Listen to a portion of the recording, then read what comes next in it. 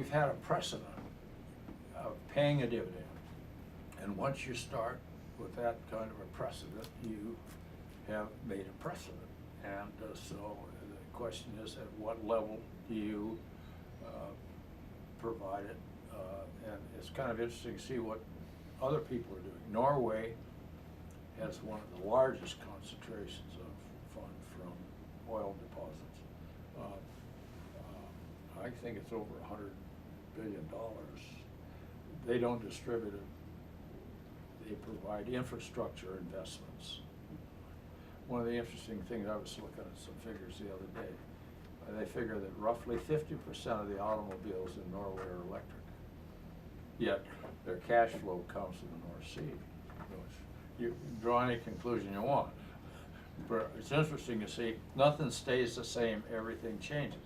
And our dividend theoretically changes, but it's an obligation of the legislature and working with the governor to figure out what level to fund it. And when you have tough times, why are the times tough? Because you depend on a cash flow from oil, and oil production is down. Maybe it'll come up under ConocoPhillips, and maybe ANWR will come along, although we saw the House the other day voted down, but that doesn't mean it's not going to happen, because you got a president that supports it.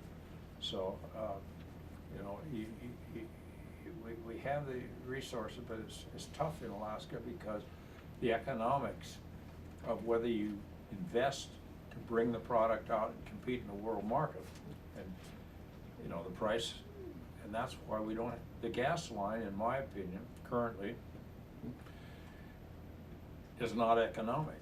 And why? The Russians are putting Arctic gas available on the market. They're in the Arctic, in the Russian Arctic. They're working with the French. They've got a big investment going in building ships.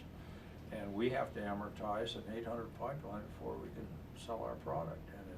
And what's the range? Well, it's $40 to $64 billion. That's quite a range when you consider the what our oil pipeline was supposed to cost $1 billion, and what it cost, 7 to 8 or 8 to 9. Those are overruns that are huge. And when you're dependent on a price to amortize, so you know.